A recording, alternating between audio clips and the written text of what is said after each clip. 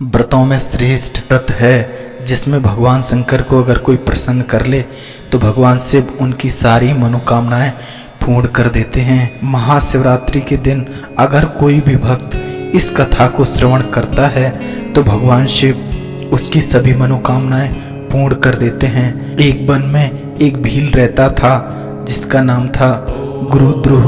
उसका नित्य प्रत्य का कर्म होता, वन में जाकर के मृगों को मारता, चोरियां करता, पापाचार में आसक्त रहता था।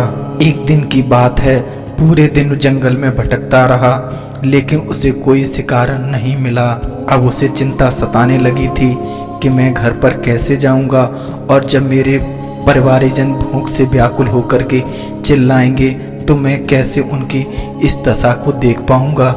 फिर उसके मन में एक विचार आया और वह एक जलाशय के पास पहुंचा, जहां पर वह इस उम्मीद में एक पेड़ पर चढ़ गया कि यहाँ पर पानी पीने के लिए कोई न कोई जानवर अवश्य आएगा और तभी वो उसका शिकार कर लेगा और अपने परिवार के सभी लोगों की भूख को शांत करेगा। ऐसा विचार करके वह भील एक पेड़ पर चढ़ गया। उसी समय एक हिरनी वहां पर आई।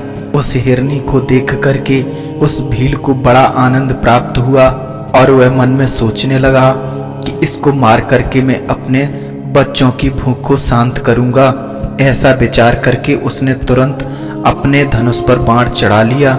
ऐसा करते समय उसके हाथ के धक्के से थोड़ा सा जल और बिलपत्र नीचे गिर पड़े। उस पेड़ के नीचे भगवान शिव का शिवलिंग था। भगवान शिव ने धोखे से गिरे हुए जल और बिलपत्र को अपने पहले प्रहर की पूजा को मान लिया। ऐसे ऑर्डर दानी हैं हमारे भगवान शिव। अब ऐसा करने से उस भील का कुछ पाप नष्ट हो चुका था।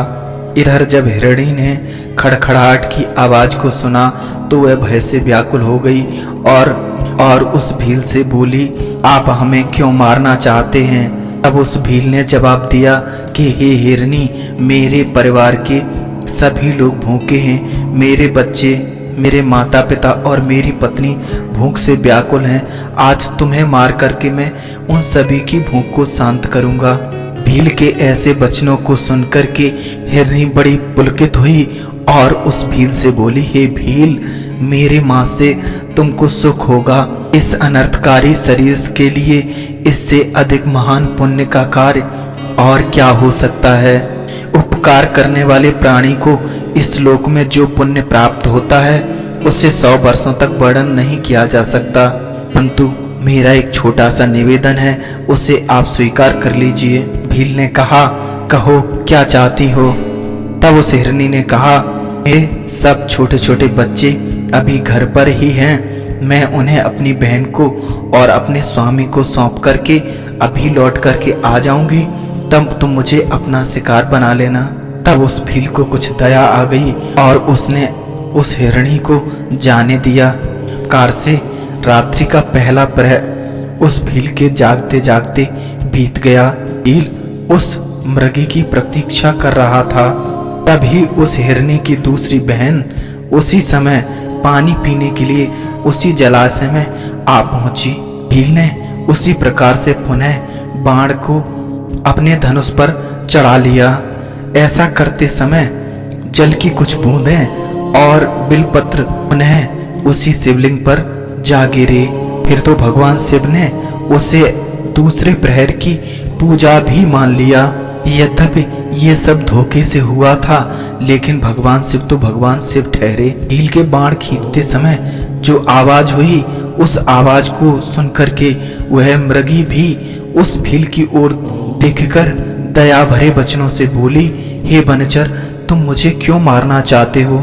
तब भील ने पुनः उसको वही उत्तर दिया। फिर तो वह हिरनी बड़ी प्रसन्न हुई और उस भील से बोली, हे भील, मेरा देह धारण करना सफल हो गया क्योंकि इस अनित्य शरीर के द्वारा उपकार होगा, परंतु मेरे छोटे छोटे बच्चे घर में हैं, अतः मैं एक बार जाकर उन्हें अपने स्वामी को सौंप दूं, फिर तुम्हारे पास आऊंगी और तुम मुझे अपना शिकार बना लेना। उसकी बात सुनकर के वह भील हंसने लगा और बोला, आपके जब प्राण संकट में आए इसलिए आप अनुनय विनय कर रही हैं। इससे पहले भी एक हिरनी आई थी, उसने भी इसी तरीके से क्षमा याचना की और मैंने उसे जाने दिया। अभी तक लौट करके नहीं आई है। मैं तुम्हें अपना शिकार अवश्य बनाऊंगा।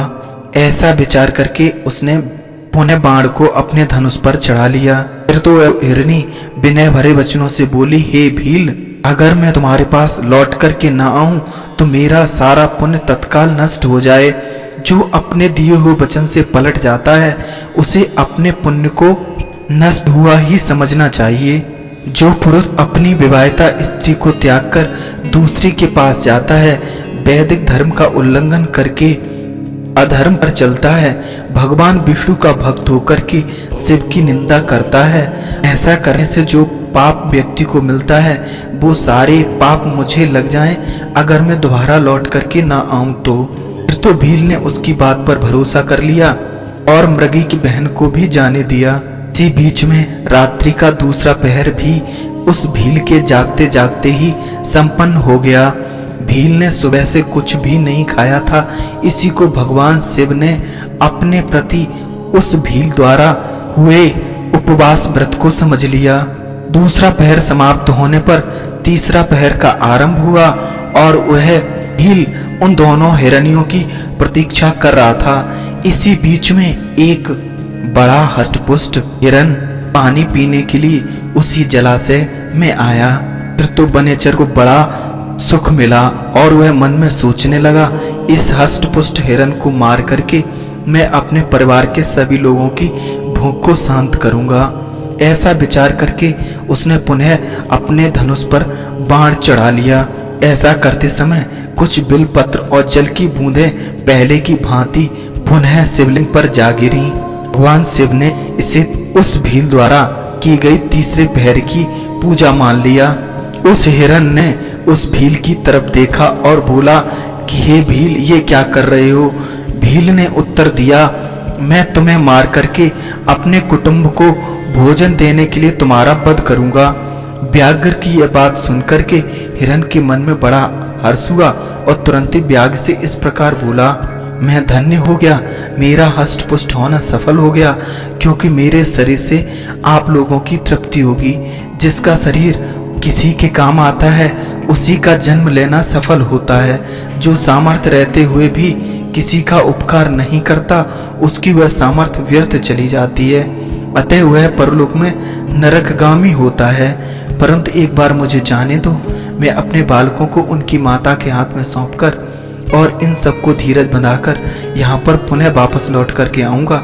तब तुम मुझे मार करके अपने परिवार की भूख शांत करना।